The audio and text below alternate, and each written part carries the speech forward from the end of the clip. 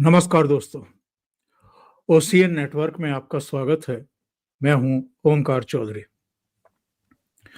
1 अगस्त को जब शीतकालीन सत्र का शुभारंभ हुआ तो प्रधानमंत्री नरेंद्र मोदी ने जिस पॉलिटिकल ड्रामे की चर्चा की थी,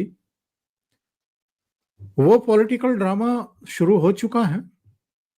और आप देख सकते हैं कांग्रेस के नेतृत्व में कांग्रेस के सांसद और कुछ इनके सहयोगी सांसद, ये सब मिलकर के अभी पार्लियामेंट के परिसर में वही ड्रामेबाजी कर रहे हैं। पॉलिटिकल ड्रामेबाजी चल रही है।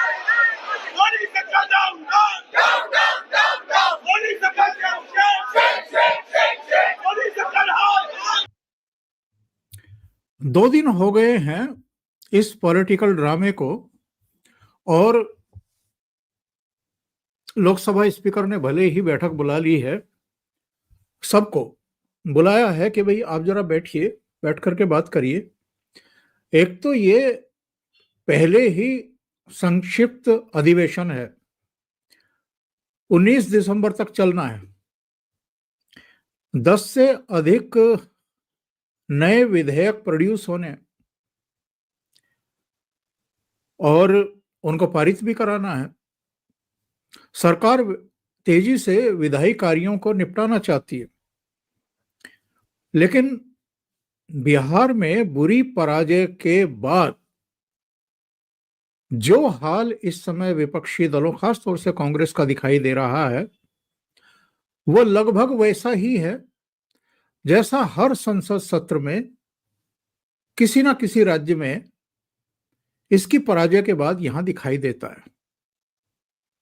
और प्राइम मिनिस्टर ने कहा था कि वैसे तो जहां का नतीजा आया है यानी बिहार, वहां भी आप पूरा ड्रामा कर चुके हैं, आंसू बहा चुके हैं, कुछ बचा करके रखिए। अभी बिहार से हार कर आए हैं, जहां अभी हारने जाने वाले हैं यानी पश्चिम बंगाल, वहां भी तो आपको सियापा करना है, वहां भी तो आपको सीना पीटना है, छाती पीटनी है, तो थोड़ा सा वहां के लिए बचा करके रखिए। राहुल गांधी, सोनिया गांधी, प्रियंका वाड्रा, ये सब मिलकर के पार्लियामेंट को एक सियासी अखाड़े में तब्दील करने में लगे हुए हैं 2014 से ही। यानी जब से प्रधानमंत्री बने हैं नरेंद्र मोदी, तभी से इन्होंने पार्लियामेंट को चलने नहीं दिया है। और लगातार वहां पर हंगामे हो रहे हैं, लगातार वहां पर नारेबाजियां हो रही हैं। और आलम यह है, आज के जो विजुअल आए हैं पार्लियामेंट परिसर से, पार्लियामेंट के भीतर तो दोनों सदनों को इन्होंने फिर नहीं चलने दिया। लोकसभा में भी हंगामा किया, उसको 2 बार स्थगित किया गया। राज्यसभा में भी यही हाल हुआ, राज्यसभा को भी नहीं चलने दिया गया। तो सवाल ये है कि चाहते क्या हैं। यहां इस चित्र में देखिए, सोनिया गांधी, राहुल गांधी, प्रियंका वाड्रा, उनके हाथ में कोई बैनर पोस्टर नहीं है, क्योंकि ये तो मालिक लोग हैं। कांग्रेस के जो इस समय राष्ट्रीय अध्यक्ष हैं, उनके हाथ में भी एक प्ले कार्ड थमा दिया गया, और उनके सिर के पीछे से एक और प्ले कार्ड दिखाई दे रहा है, SIR, वोट चोरी। तो आप अगर वोट चोरी की बात कर रहे हैं, SIR का विरोध कर रहे हैं, तो आपके ही संगी साथी आपके साथ क्यों नहीं है। कल नेशनल कॉन्फ्रेंस के एक राज्यसभा सांसद ने भाषण दिया और उन्होंने SIR को भी, वोट चोरी के आरोप को भी सिरे से खारिज किया। नेशनल कॉन्फ्रेंस के सांसद ने, उन्होंने कहा कि हमने और कांग्रेस ने मिलकर के जम्मू कश्मीर में विपुल जनादेश हासिल किया विधानसभा चुनाव में, तो हम कैसे कह सकते हैं कि वोट चोरी होती है। हम कैसे एसआईआर का विरोध कर सकते हैं? टीएमसी कांग्रेस के द्वारा बुलाई गई बैठक में इस बार शामिल नहीं हुई। ममता बनर्जी एसआईआर का विरोध कर रही हैं एक लिमिट तक, वरना अपने पूरे टीएमसी कैडर को, नेताओं को, कार्यकर्ताओं को, सबको लगा रखा है कि अपने अपने क्षेत्र में, अपने अपने विधानसभा क्षेत्र में कोई रह ना जाए, सबका एसआईआर हो जाना चाहिए। यानी सबके फॉर्म फिलअप हों, वो जमा भी हों, ये सुनिश्चित हो कि सबकी वोट बन जाए। एकमात्र अगर कोई ड्रामा कर रहा है परिवार, तो वो है गांधी फैमिली और उनके सहयोगी, जिनको कुछ और सूझता नहीं है। वो भेड़े देखी हैं आपने? भेड़े जो हैं वो, उनके आगे एक उनका मालिक चलता है और वो सब बस नीचे सिर करके उसके पीछे अनुगामी बन के चलती रहती हैं। तो गांधी नेहरू परिवार ने बाकी सबका हाल भी यही कर रखा है। पार्लियामेंट को नहीं चलने दे रहे हैं, हाय होल्ला कर रहे हैं, प्ले कार्ड लहरा रहे हैं, मीडिया अलग अलग एजेंसी पर आकर के भाषण पिलाए जा रहे हैं। और ये सब क्यों किया जा रहा है, ये अब तक तो कम से कम सबको पता चल चुका है। राहुल गांधी या नेहरू गांधी परिवार ये अपनी जिम्मेदारी, अपनी जवाबदेही लेने को तैयार नहीं है।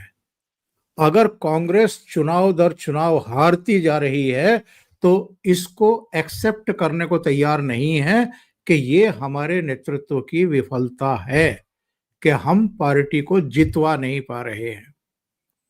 तो इसके लिए चाहे जो बहाने करने पड़े, पहले ईवीएम का रोना रोते थे, अब ईवीएम का रोना रोया तो एसआईआर का विरोध, मतदाता सूची का मसला और मुख्य चुनाव आयुक्त और जो दूसरे आयुक्त हैं उन पर मैच फिक्सिंग करके और वोट कटवाने का आरोप। लेकिन किसके वोट कट रहे हैं ये भी बताने को तैयार नहीं।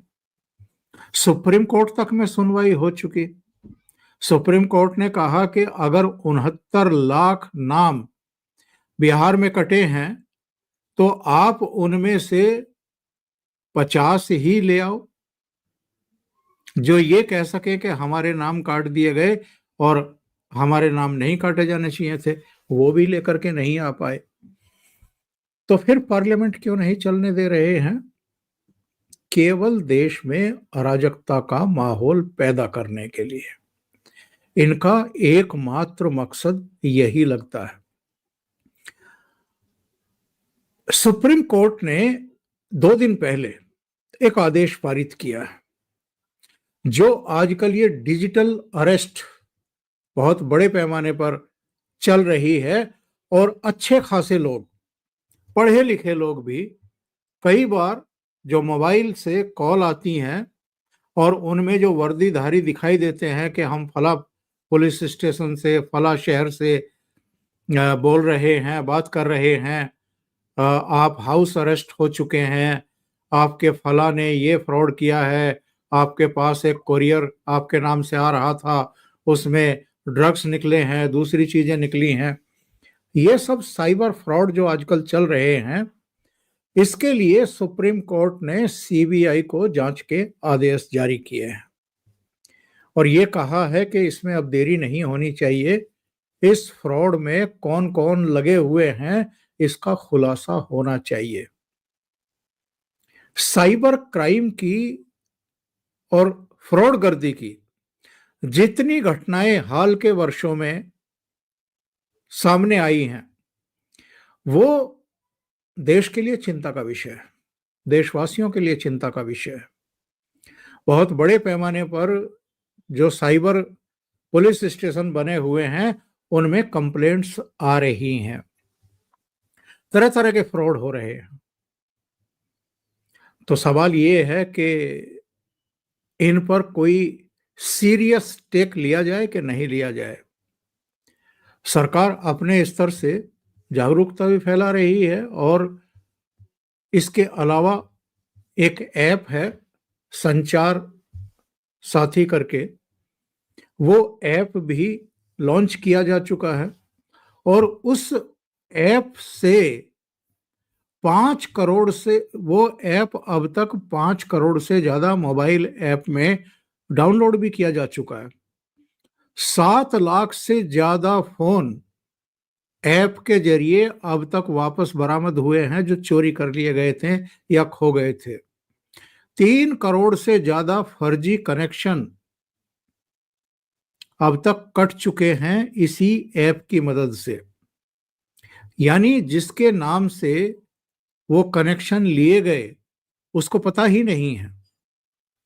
तो 3 करोड़ से ज्यादा कनेक्शन संचार साथी ऐप की वजह से काटे जा चुके हैं, पकड़े जा चुके हैं। और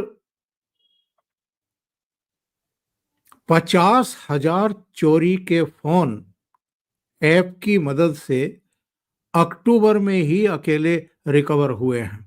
अकेले अक्टूबर में रिकवर हुए हैं और 37 लाख से ज्यादा चोरी के डिवाइस ब्लॉक किए गए हैं, वो काम नहीं कर पाएंगे। तो सवाल ये नहीं है कि केवल जो खो गए हैं, जो फेक तरीके से कनेक्शन ले लिए गए हैं और जिनके दुरुपयोग की आशंका थी, केवल उन्हीं पर शिकंजा नहीं कसा जा रहा है संचार साथी ऐप के जरिए, बल्कि इसके बारे में जो सरकार ने जानकारी दी है वो ये है कि संचार साथी ऐप सरकार का बनाया हुआ एक तरीके का साइबर सिक्योरिटी टूल है जो 17 जनवरी 2025 को लॉन्च किया गया था और अभी ये एप्पल और गूगल प्ले स्टोर पर वॉलेंट्री डाउनलोड के लिए उपलब्ध है। लेकिन अभी हाल में सरकार ने, संचार मंत्रालय ने सभी मोबाइल फोन उत्पादित करने वाली कंपनियों को ये दिशा निर्देश जारी किए थे कि इसको आप इनबिल्ट करें, डिफॉल्ट करें, हर फोन में ये होना चाहिए और इसको आप डिलीट भी नहीं कर सकते। ऐप यूजर्स को कॉल, मैसेज या व्हाट्सएप चैट अगर वो रिपोर्ट करना चाहें कि ये गलत मैसेज आ रहे हैं, गलत कॉल आ रही है, कोई गलत तरीके से व्हाट्सएप चैट कर रहा है, तो वो उसको रिपोर्ट करेगा और ये जो ऐप है ये इसमें यूजर की मदद करेगा। जो IMEI नंबर होता है उसको ब्लॉक भी, उसके जरिए ब्लॉक भी कर सकते हैं, उसके जरिए खोए हुए मोबाइल फोन को वापस प्राप्त भी कर सकते हैं। ये कितना उपयोगी है और लोगों ने इसको हाथों हाथ लिया है एक तरीके से।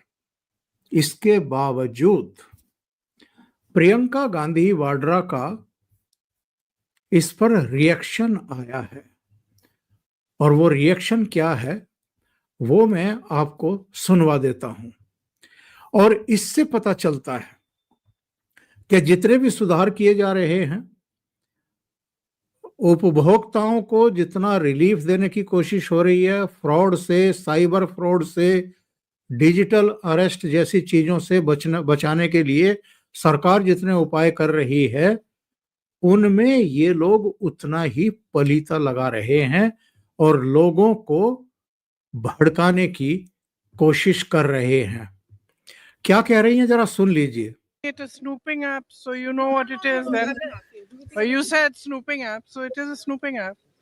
I mean, clearly, it's ridiculous. Now, where else do they want to, I mean, citizens have their right to privacy. Even all of you must be having a right to privacy to send your own messages to family, friends, without the government looking at everything. It's not just one thing.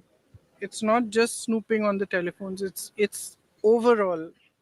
They are turning this country into a dictatorship in every form. You ask me every day why parliament is not functioning. It's not functioning because they're refusing to talk about anything. So it's very easy to blame the opposition, But the fact is, they are not allowing any discussion on anything. And that is सुना आपने, लोगों को भड़काने के लिए, उकसाने के लिए गलत बयानी की जा रही है। और इस गांधी नेहरू परिवार को ही सारी प्रिवेसी क्यों चाहिए? ये निगरानी से बचना क्यों चाहते हैं? और निगरानी ऐप ये है भी नहीं, ये लोगों को साइबर फ्रॉड से बचाने के लिए उपलब्ध कराया गया है। लेकिन इसको क्या कह रही हैं प्रियंका गांधी वाड्रा कि ये निगरानी की जा रही है, जासूसी की जा रही है, लोगों की जो प्राइवेसी है उसमें सेंधमारी की जा रही है इस ऐप के जरिए। ज्योतिरादित्य सिंधिया ने सामने आकर के कहा है कि कंपनियों को भले ही कह दिया गया हो, लेकिन ये आपके ऊपर है, आप इस ऐप का यूज करना चाहते हैं या नहीं करना चाहते हैं। डिलीट कर दीजिए, मत रखिए। लेकिन जिस तरह की अफवाहें फैलाई जा रही हैं, जिस तरह का वातावरण इस देश में पैदा करने की कोशिश की जा रही है कि लोगों को अगर बचाने की कोशिशें हो रही हैं सरकार के द्वारा, तो भ्रम फैलाइए, सरकार को ब्लेम करिए, सरकार को बदनाम करिए, उसकी नीयत पर सवाल खड़े करिए। जब आधार लागू किया गया था कुछ डॉक्यूमेंट के तौर पर कई जगहों पर, उस समय भी ये लोग सुप्रीम कोर्ट पहुंच गए थे। जरा याद करिए, जितने भी आर्थिक सुधार हुए हैं, वो 2016 का विमुद्रीकरण हो, जीएसटी कानून जब पारित किया गया, लागू किया गया, तब की बात हो, व्यापारियों को, आम आदमी को किस तरीके से भ्रमित करके उनको सड़कों पर उतारने की कोशिश की गई और सरकार के खिलाफ भड़काने की कोशिश की गई, और बार बार यही बात कही गई कि उनकी प्राइवेसी में जो है दखल किया जाए। एक वो बेवजह का पेगासस का एक शिगुफा छोड़ा गया था। राहुल गांधी उस समय कहते घूम रहे थे, मेरे फोन में पेगासस डाल दिया गया है, मेरी बात सुनी जा रही है, इस देश के युवाओं की बात सुनी जा रही है। यानी उसमें भी भड़काने की कोशिश हुई थी। बाद में ये मामला जब सुप्रीम कोर्ट गया तो सुप्रीम कोर्ट ने कहा कि जिन जिन को शक है वो जांच के लिए अपना डिवाइस जमा कराएं। राहुल गांधी ने कभी अपना डिवाइस जमा नहीं कराया, और जांच पड़ताल में साफ हो गया कि कोई मिसयूज नहीं है, कहीं कोई पेगासस किसी के मोबाइल फोन में नहीं डाला गया। एक बार नहीं, अनेक बार इसी तरह के सियासी फ्रॉड इन लोगों की तरफ से किए गए और सरकार को बदनाम करने की कोशिश हुई है। ये जो साथी संचार ऐप है, इसके बारे में भी अब वही प्याले में तूफान लाने की कोशिश हो रही है। अभी के लिए इतना ही। बहुत बहुत धन्यवाद। अगर आपको ये चैनल और इसके कंटेंट पसंद आ रहे हैं तो लाइक करें, कमेंट करें, वीडियो को शेयर भी करें। अभी तक अगर आपने ये चैनल सब्सक्राइब नहीं किया है तो सब्सक्राइब कर लें, और साथ में लगे बेल आइकॉन को दबाना ना भूलें, उसमें भी ऑल वाला बटन दबाएं ताकि आगे आने वाले वीडियो और उनके नोटिफिकेशन आपको मिलते रहें। बहुत बहुत धन्यवाद। नमस्कार।